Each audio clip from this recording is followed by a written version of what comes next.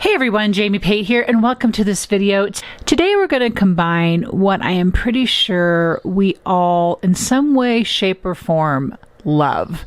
That would be storytelling, maybe including with that some embellished clusters, our favorite papers, and just kind of taking some time to put it all together. So let's get started with that. Okay. I have someplace relayed the communication that I want to get back to the story this month. And it's been a full summer. I don't know if I'm going to get all summer done. It's still a lot of things on the calendar, some days away, people in, birthdays, you name it. It's just life, right? We all experience it. But I still want to get back to this story. And that's what today's process video is going to be about. So by way of really quick either introduction or just a reminder, I am using Heidi Swapp's storyline chapters / storytellers system of keeping my books and my stories. And so these are about 9-inch tall, 7.5-inch wide notebooks. These here are available at ScrapbookCom. Whenever I see them and think, okay, I'm ready to put another season in, I order them. You can buy them. They come in packs of 3. And so these here too have been, I've just added a label to them so I can just open my book and I can see what months are what. I'm going to see if I have any here. I'm not quite ready to do a walkthrough, but just to give you a real quick kind of look, you know, this is a story from this past January. And so I am just continuing to add to these pages basically as I am able. So something that I like to do then that with that size page format is then process another page basically on a 6x8 background. Sometimes there's a white background, sometimes there's no background. I just go right into the book. Today I have a piece of 49 Market nature study here, and this is one of their solids. And I'm looking at it and I'm thinking, I don't think I have it cut very straight, so let's fix that right now. I think this needs to be, well, it doesn't matter what it needs to be now. It just needs to be trimmed up now. So here is my 8 inches right here. Okay, that was funny. So 6x8 is kind of just what I like to play on. Sometimes I just do 4x6. I've done that. I have some videos with that. And so just kind of depends what I'm feeling at the moment. So I have here a 3x4 photo. This is going to be a single page layout. And then I have this geo. It's a card plate. It's a die. It's supposed to be for cards. Well, I'm not using it for a card. And because I know this is 6x8 and because my pages are a little bit bigger, I can go over the page. So that was the idea. Actually, this is going to kind of come in here like this. This is going to kind of come in here like this. So at this point, I'm going to go ahead and go figure out what paper I want to cut this out of and do that. Okay, so I actually did know what paper. I used another piece of the nature study. It's called Observations. I keep grabbing this. The last couple of videos that I've used this nature study from 49 Market, I have grabbed this paper. And what I did, obviously, was cut it from this, with this geo, what do I call it? Card cover. And super subtle. I mean, it's not going to be like, oh my goodness, look at all that pattern. It's exactly what I wanted. And some of my pieces, because this is a heavyweight cardstock. And so some of my pieces did not come out, and that's okay. Actually, I'm going to leave them in there. I kind of like it. The other thing that I think I'm going to do with this as well. Now, I love layers. And I'm going to have layers on here, so don't fear. That is still for sure going to happen. I'm fiddling around here with this Artiste glue and just making sure this fine tip is clear of glue so that I can use it. Because even though I would probably tend to maybe use some foam with this and pop it up on the page, I actually don't want to do that this time. I want to come in here and just, since I have a fine tip here on this glue, I'm going to, okay, so in order to make a pocket here, I am going to take this Artiste glue and just come up here because I have such a small fine tip to work with, and just come up on 3 sides of this. There's a little, I would say close to a 1/4 inch border on each side. So you can just lay your tape in. It's glue. You could layer tape in there, I guess, if you had that little of tape. Okay, so 3 sides. That way I can tuck a tag back in here, and because my page isn't huge by any means, it's another place to add my journaling. So once this is here, and if I can get this down and staying in place, just grab a little card here. Whoops. Just give it a minute to let it, hopefully the glue didn't dry on it. It's so dry here right now. It wouldn't surprise me if the glue actually dried before I even got it to its background paper. Sometimes that happens.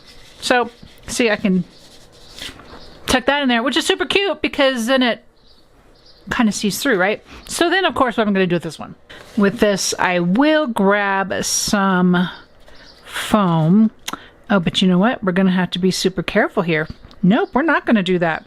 We are going to actually add a bit of glue to the top of some of these lattice pieces and then apply our photo to that, because we don't want anything to adhere from the photo to the background, if that makes sense.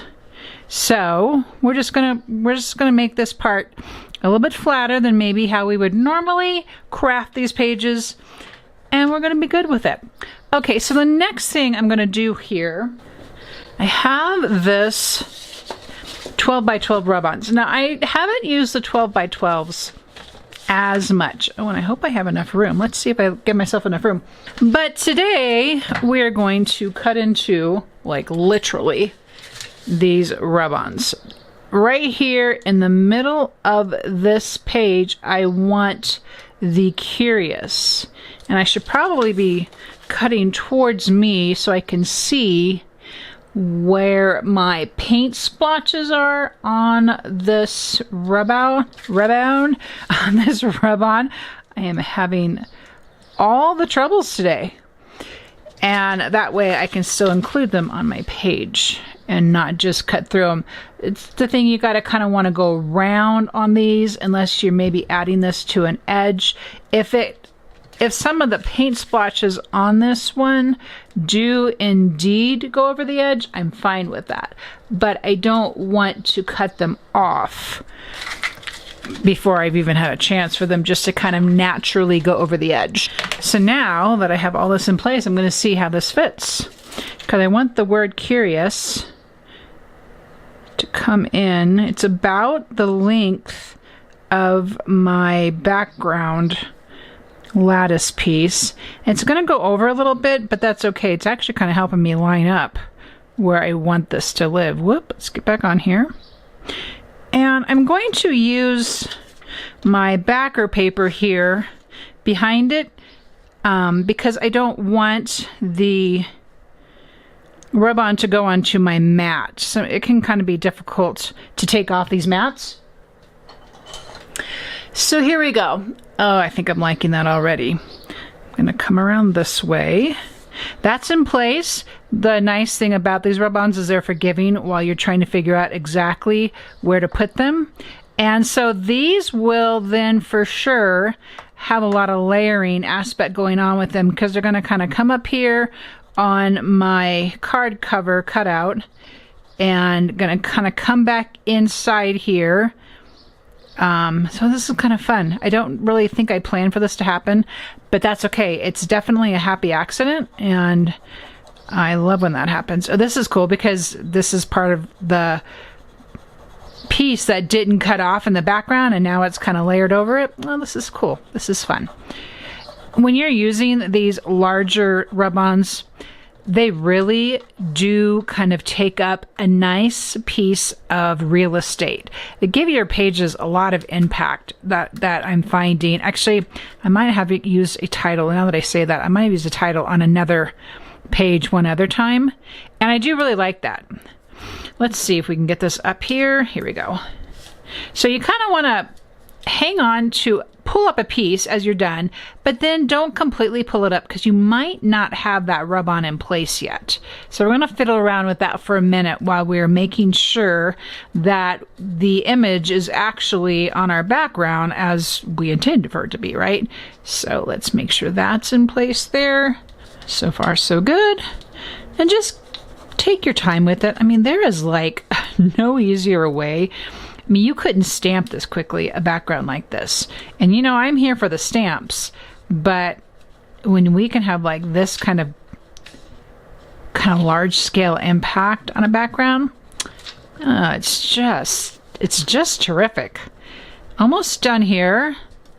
Oops. See there where I pulled it up and that little part wasn't attached to the background yet, hadn't quite transferred over yet.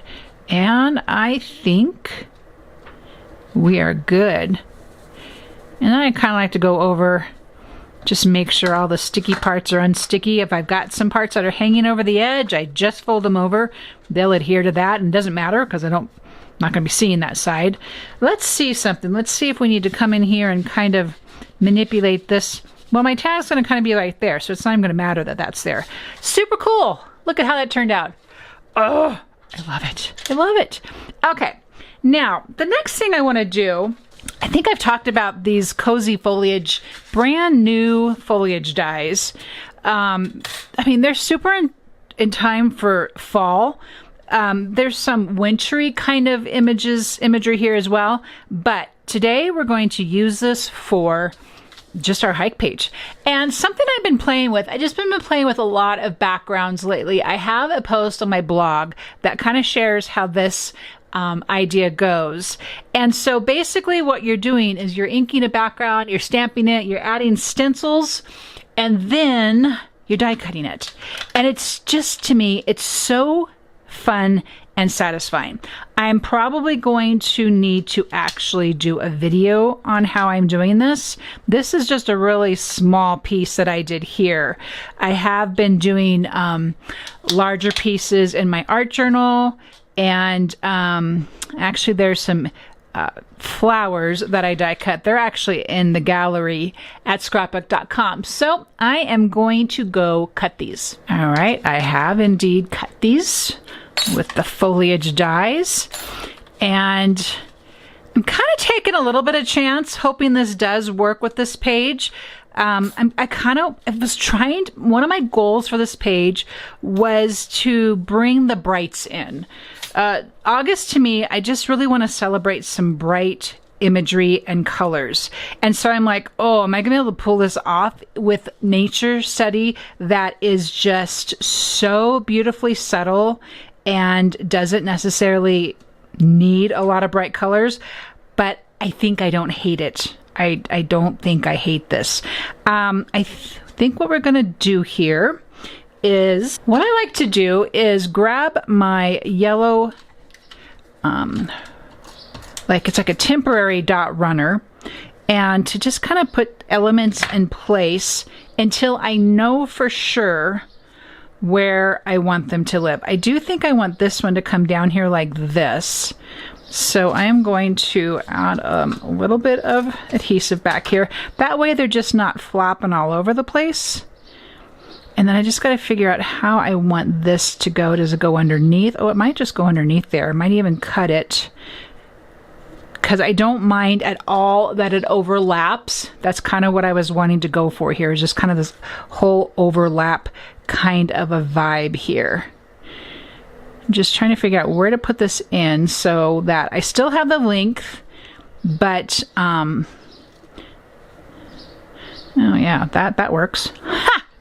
I love it when a thing works. Okay, we're about ready to finish this up. I just wanted to share, this is what it actually looks like when I have it inside this particular storyline chapter's insert.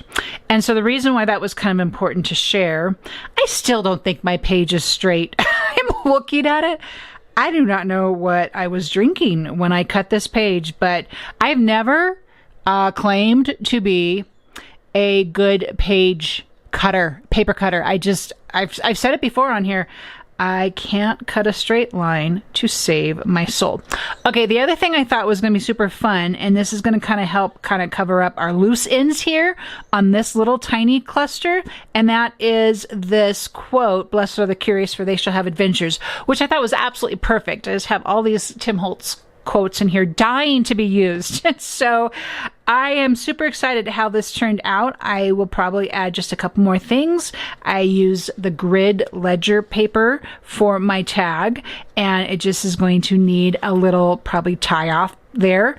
And once I get this into place on here, we're going to call this good. So thank you so much for watching today. I do hope you found some value in this video, and if you did, I would sure appreciate a thumbs up. Let me know how it's going for you and your storytelling and your making, and I'll see you in the next video.